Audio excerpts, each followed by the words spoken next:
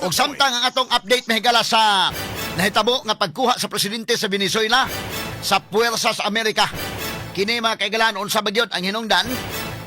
Ang unsa ba gyud mahigala ang tinuod gyud nga rason. Kay si Trump may pasultion tungod kuno sa narco-terrorism. Kaso mahigala sa presidente sa Venezuela nga mao si Nicolas Maduro. Pero ang taga Venezuela may pangutan-on oil. Ang hinungdan mga higala gumikan kay Venezuela mo'y number 1 nga dunay oil reserve sa tibuok kalibutan. Interesado ang Amerika ana. Pero atong palawman pagdugang mga kaigalaan ang dugang pag-analisar malagmit sad mahigala nga kini usa ka proxy war, usa mga higala kat pasingit sad o usa ka warning mga higala ngadto sa dakong nasod nga China. Dili ni mahigala pakigkontra mahigala sa gamayng nasod nga Venezuela apan paghatag kini strong signal didto sa China mga kaigalaan labot sa mga ekipos Amerika o labot mga higala sa insister sa power mahigala sa Amerika nga mo'y hawd mga kaigalaan sa tibok kalibutan. Straight to the point. Now, atong balikan mahigala ng isyu mga kaigalaan sa Amerika mga kaigsunan pagkakuha sa presidente sa Venezuela nga si President Nicolas Maduro o ang iyang asawa nga Cecilia Flores. Ato ning hisgutan mga kaigalaan kay mo ni ang init karong hisgutanan labi na sa international law o unsa may mga implications ani sa ICC. Unsa may implication ani mga kaigalaan diri sa mga nasod nga mga hawd unya ngadto sa mga nasod nga gagmay. Mo ni dakong question karon. Straight to the point. Kay kini mga higalang hitabua tanawa. Ang China o ang US kini sila dunan ni mga higalay rivalry sa pagka powerful nga nasod sa tibuok kalibutan o giingon man mga higala sa natad sa ekonomiya. Straight to the Kay point. kining Chinese mahigalang ekonomi ngilngig sad mo ni ang threat sa Amerika ug magisgot tag ekonomi. Ug unya kini magud mahigalang Venezuela usa kini kanasod sa South America pero ang suod ani nga nasod ang Russia ug ang China. Straight to the point. Ngano nga suod kay ni sila kini si President Maduro o bisan katong unang presidente mga kaigalaan ang ilang alay ang Russia ug ang China. Ya kining Amerika mga higala mag-iniphanay mga mga allies mga sukid tigpaminaw. Labi na kini mga superpowers. Imagine ka kanang adlaw kanang January 3 nga pag dakop ni President Nicolas Maduro sa puwersa sa Amerika. Anang adlawan pa indaykin? Kaya ba kaday? Anang adlawan pa? Doon ay Chinese delegation nga dito. Nga si President Maduro pa gani, mao'y nag-entertain. Inana sa kasuod. So usa kini kadakong signal in the part sa China, muna ang China kisi-kisi sila. Ni isa sa statement kanini maayong gihimo ni Trump. Straight to the point. Kay suod nga higala ang Venezuela o ang China. In fact, kanang adlaw nga ni-attack ang US mahigala dito sa Venezuela, ni anang adlaw before the attack, nag-entertain pa si Maduro sa iya mga higalang mga bisita gikan sa China, nga mga dagkong mga tao sa China. Straight to the point. Nganong inana man kasuod? So kining Amerika, medyo nawa sila sa eksena ani. Labi na sa panahon sa presidency ni Maduro. Medyo bitin sila, alkansi sila. Nya strategic man kuning Venezuela mga kaigalaan. Kay kining Venezuela, number 1 sa tibok kalibutan, lupig ang Saudi. Lupig ang lain-laing nasod sa kalibutan nga nagproduce og oil, layo ra kayo. Number 1 nga dunay oil reserve ang Venezuela. Nya kung ikaw gamhanan nga nasod, importante sa gamhanan nga nasod ang oil man. Kay kanang magkagira-gira lang daan mga higala. Asam na mudagan imong tangkidigira, asam na mudagan malupad ang inyong aeroplano way oil. Ewa, sa listahan sa tibok kalibutan ang Venezuela mo'y number 1. Di ako ipakita ha, i-zoom in na gudong. I-zoom in ha. Number 1 ang Venezuela sa dunay oil reserve. Ikaduha ang Saudi Arabia, ikatulo ang Iran, ikaapat ang Canada, sunod Iraq, sunod ang United Arab Emirates, ang Kuwait, ang Russia, United States o ang Libya.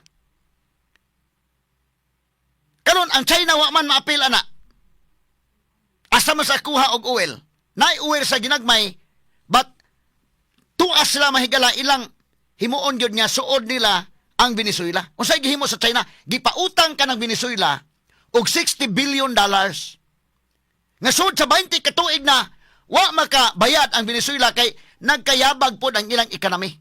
Nagkayabag ang ekonomi, nagkayabag ang politics, munang pobre ka ng Venezuela bisan pa man og naay oil. Ang gihimo sa China ano makabayad mo, inamigo man ning ato, pautang mo kwarta, kami may mabutang og mga infrastructure siya, tabangan mo na mo, dakog ng tabang ang China sa Venezuela.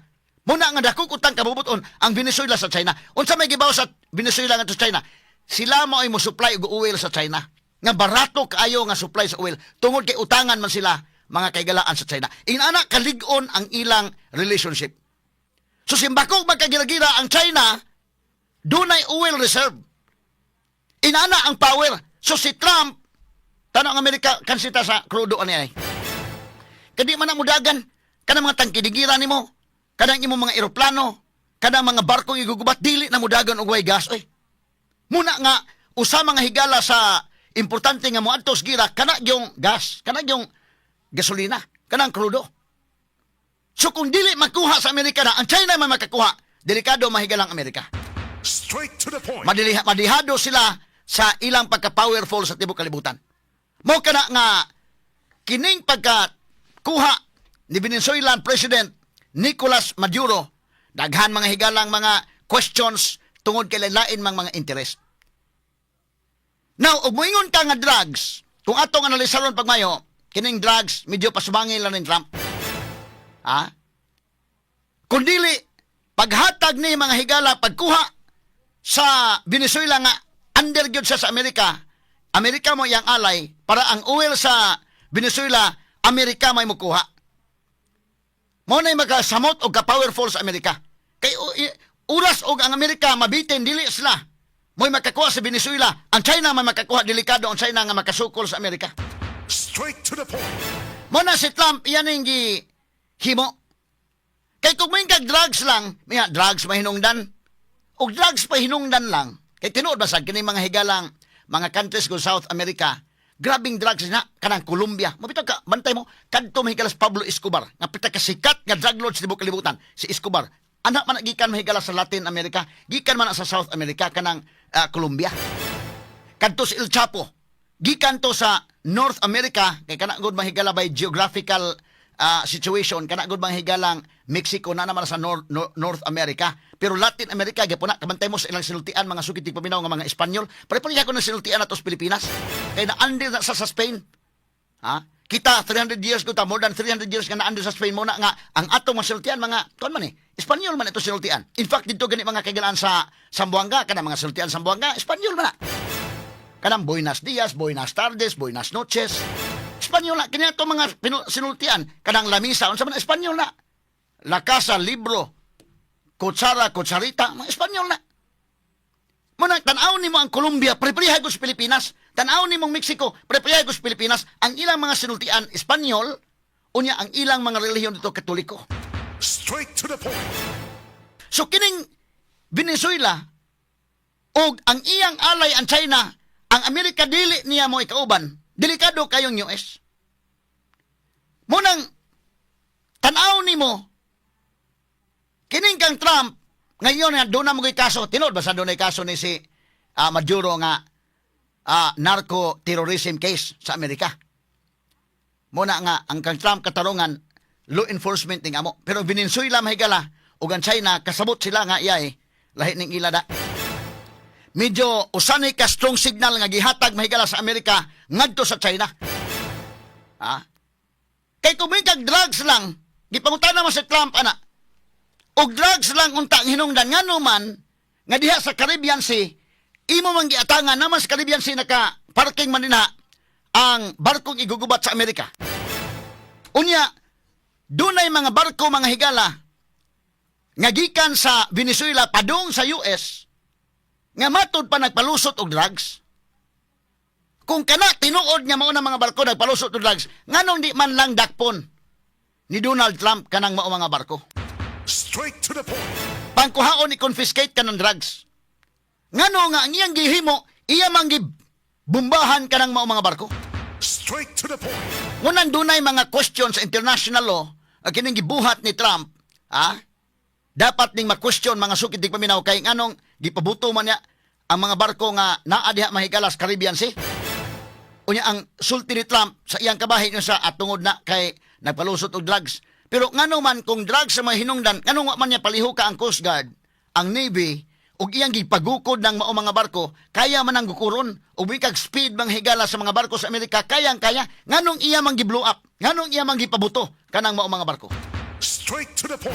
Malagmit nga kana gihimo ni Trump paghatag og warning sa Venezuela, paghatag og warning sa China mahigala nga mas gamhanan mi ninyo ha.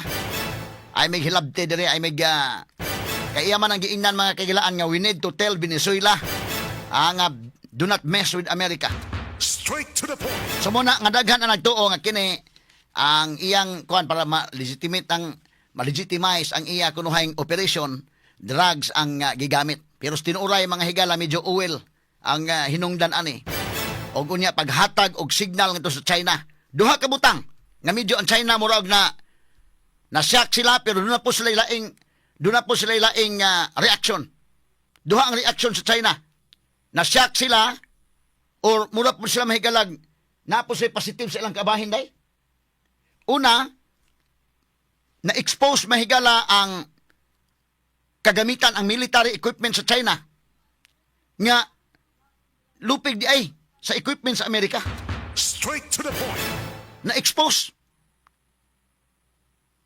But ikaduha, naghatag ni og blueprint sa may implication na sa international law o sa may mahitabo ini. Duha, ang China medyo mauwaw sila nga sila mo ay nag-supply og military equipment sa Venezuela apan lupig ang ilang strength sa power sa Amerika kay gikuha man ang president sa Venezuela in less than 30 minutes. Medyo shocking in the part sa China nga unsaon tani lupig man tag equipment sa Amerika gyud. Ikaduha kadto mga nasod nga namalit og mga equipment nga igugubat sa China, mag-i-evaluate ninyo kung mupadayon pa ba mo pamalit sa China. Kanang made in China, dunay original, dunay po'y pirata. Yagi talan ikato katawa mga kigalaan. Kay wa man mga higala maka-sustain ang ila mga higalang mga radar system, wa maka-detect sa mga equipment sa Amerika sa diyang paglusad na og strike dito mahigala sa Miraflores House ni President Nicolas Maduro. Straight to the point. Nanga-off ang ilang electronic mga higala, ilang radar system, tanan nga electronic system sa gira na off. Na-expose ang kagamitan sa China nga inferior dagid mo kayo sa Amerika.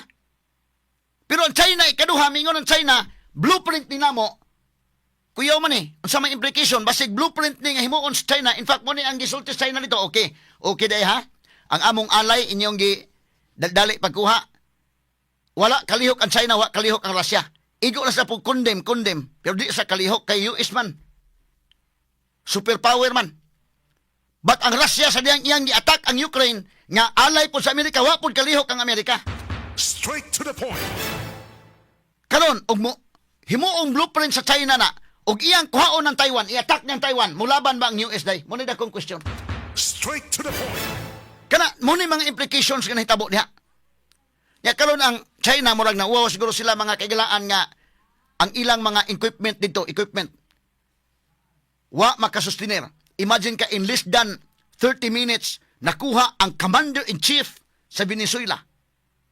Kay, pag ingon ni Trump, alas 11 gabi, ingon si Trump na ng Biyernes, okay, go ahead. Sa misyon. Alas 2 mahigala, attack sila dayon. Alas 2:01. To be exact. Dungan-dungan simultaneous. Gipaong ang brownout, ang tibuok. Muna gipislit lang tong kunday. Na brownout, ang tibuok. Venezuela, karap-karap. Intawang military mahigala sa Venezuela.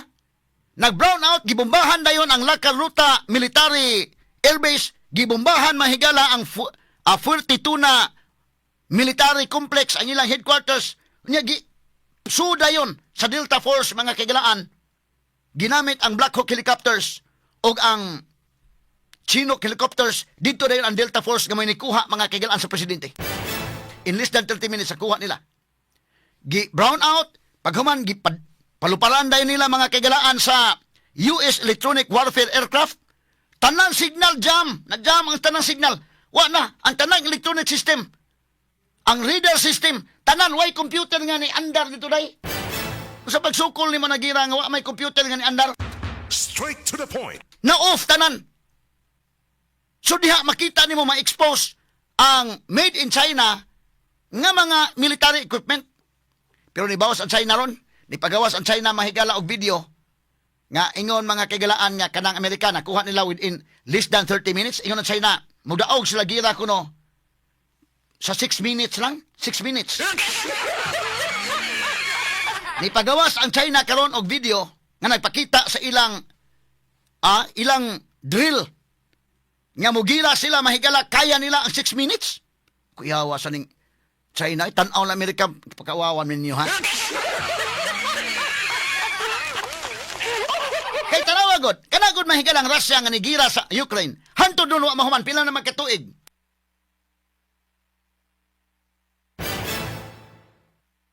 Nilusad og gira ang Russia sa Ukraine. Hantod dulo pamahuman.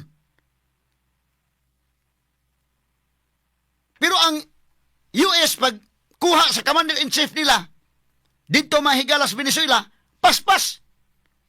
So munang grabe in less than 30 minutes. Pero nibawas ang China nga kami makadaog migira in less than, in 6 minutes lang. 6 minutes. Ni pagawas og video karon ng China unsaon nila pagira. Nag-drill nila Nag-drill sila nga unsaon kuno nga inigira 6 minutes lang daog na. Dapat atong di ba ta mabadlong sa mita ani ka no, names? Di ba ka ta mabadlong sa mita ani? Nga kini ni ato ipakita ning mga video, ha? Di ba sa China ipakita sa video mahigala nga kaya na mo. Kani. Bi ato kunong ato kunong ipa nanay say kwandong, nanay say audio dong. Nya, natang kinigilan nila mahigala nga ilang gikuan no, nag-drill sila. Okay, ininsik ni bat dunay translation sa in English. Nanay ilang mga sundalo di sa may desert mahigala ni nga kwan.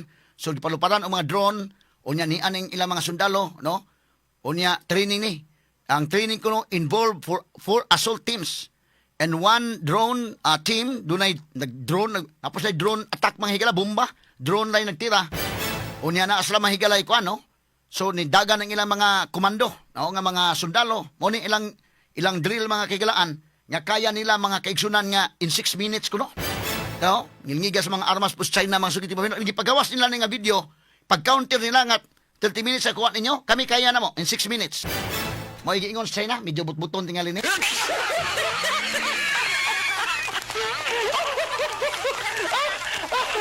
Ayaw lang sige sakto lang names, ayaw lang ipa ko ang audio names. Okay lang ning video na lang, no? Nya dunay mga robotics nga ilang gipa dagan-dagan dito.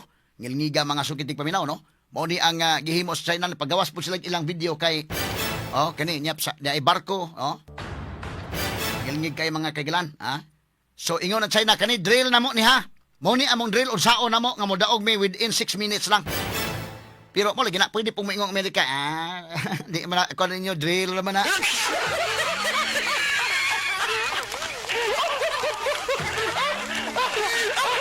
Ang among gibuhat kay Mad Europe, actual man gyud.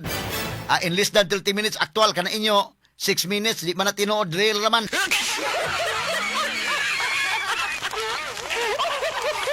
Ngilngig ni. Kini dako ni kayo mga higala nga signal sa tibok kalibutan ba inana ang capability sa military sa US.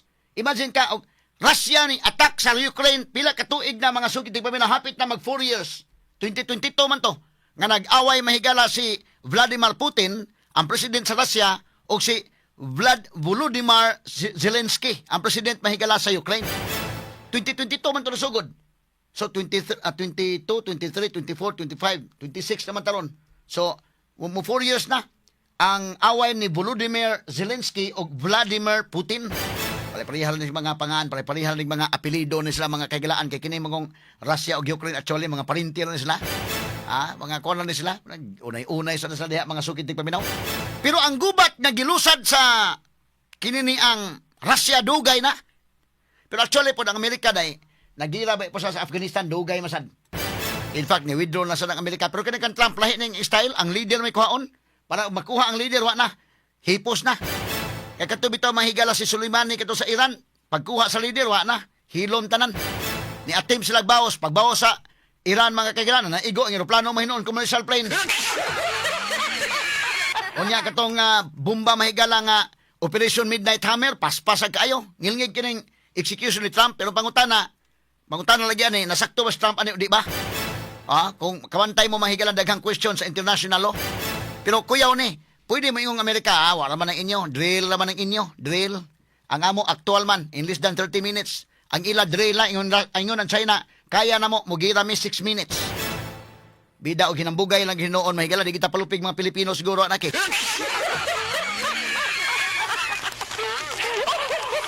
Kahit maingon ta Pilipino, kami, 6 minutes ang kwan, pwede naman makuha na mo nag 2 minutes. Oras mo lihok ning among Sikihor Airbase.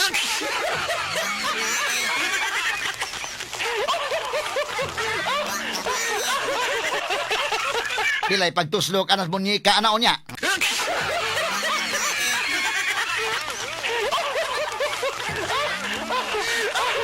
Inana day ka-powerful America ha, in less than 30 minutes. Ang China, 6 minutes inyo, amo 2 minutes lang. Isa ba na, ibutang na daan ka naman taga Sikihor, mga higala ang atong Sikihor Air Force.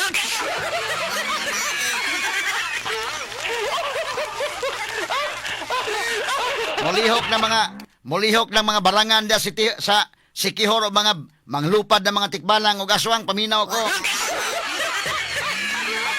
Matingala lang si Jinping, matingala lang si Putin o kisay, bisag si Trump pa, bisag ka naman kadaguan sa kalibutan, kalit sakit ang tiyan, tusok na dito, manyika dito.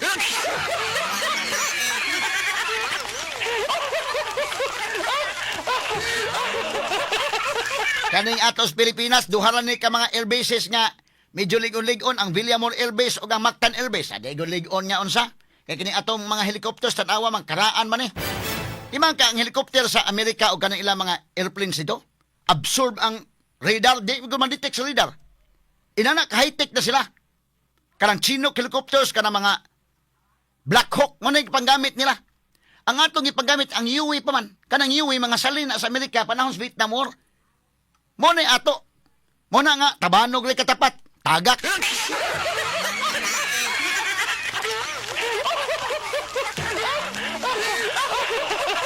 Og unahon nila mahigala ang Villamor Air Base o ang Mactan Air Base. Wa na, si Kwati ta, pero umulihok ang atong Sikihor Air Base o ang Naga Squadron Air Base.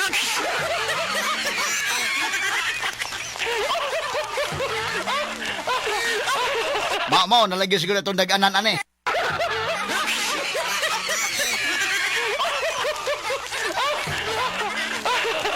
Nga, di man kinahanglan niya atong alay ng Venezuela daghang oil.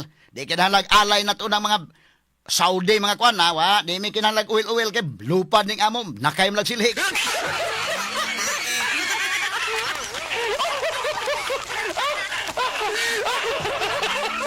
Pero ato ni dugang ang hisgot mahigala kay unsa may implication ini karon sa tinguha sa China pag attack sa Taiwan.